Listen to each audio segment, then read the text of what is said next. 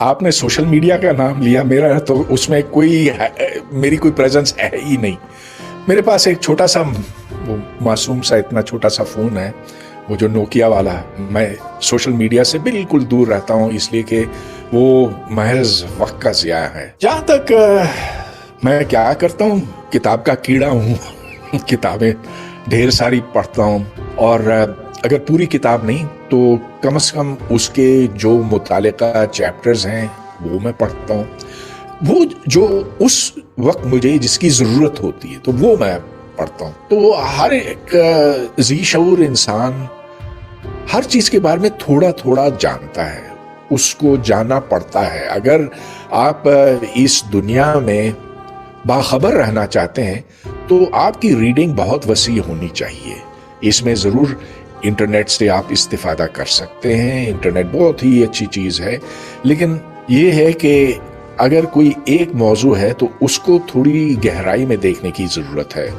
और ये जो सिंगल लाइन पोस्ट आते हैं ना सोशल मीडिया पे, ये इंतहाई फजूल है, जो बस सिर्फ किसी पर कमेंट है, किसी की राय का इजहार है, उससे कुछ सीखने को नहीं मिलता। बाकी तो हर शख्स के ऊपर है कि वो कितनी गहराई में जाना चाहता है, लेकिन मैं समझता हूँ कि बुनियादी तौर पर इसका ताल्लुक हमारे घर के माहौल के साथ है और स्कूल के माहौल से भी।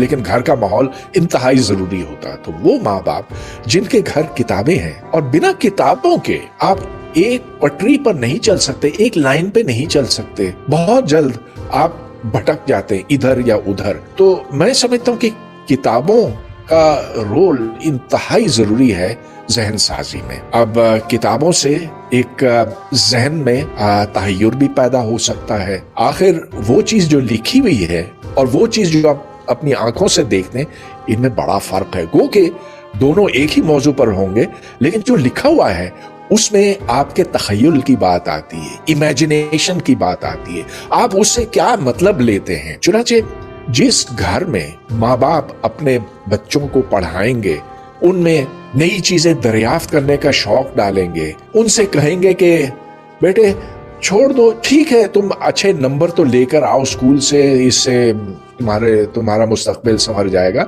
लेकिन जिन बच्चों को इस राह पे लगाया जाता है, एनकरेज किया जाता है कि वो सवाल करें और वो ज्यादा से ज्यादा जानने की कोशिश करें, मैं समझता हूँ कि वहां से एक ऐसा शख्स पैदा हो सकता है जिसके अंदर ख्वाहिश हो जानने की। मौके अपनी जगह पे, लेकिन जब तक ख्वाहिश ना हो, वो तड़प ना हो जानने के लिए, तो फिर जितने भी वसाइल आप दें, जितनी भी किताबें किसी बच्चे के सामने रखें, जितने भी वीडियोस उसको दिखाएं, कुछ भी नहीं होगा। एक और मसला हमारे यहाँ ये है कि देखें, हमसे ये कहा जाता है कि सब कुछ हमारे आबाओ अजदाद तो जानते ही थे, सब कुछ एक किताब के अंदर बंद है, आप थोड़ा इधर उधर आस पास देख लिया करो, मगर सच्चाई एक ही है और वो हमारे हाथ में।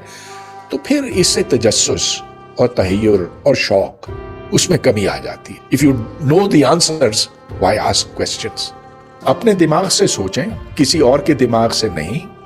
जब कोई आपसे कोई बात कहता है तो आप सबूत मांगे। अगर कोई ऐसी बात है जो सबूत का तकाजा करती है तो आप उससे घबराएं ना, और जो सच्चाई है उसकी हमेशा तलाश रहनी चाहिए। याद रहे कि अगर आपको कुछ दुनिया में एक्चुअली अचीव करना है तो उसमें आपको अपने आप को धोखा नहीं देना है। और जब कोई शख्स इस राह पर निकलता है तो दुश्वारियां, रुकावटें जरूर होती हैं, मगर उनको एक तरफ कर लीजिए और ये कि अपने अंदर वो आदत डालिए कि सच की तलाश को हमेशा एक बुनियादी अहमियत दी जाए।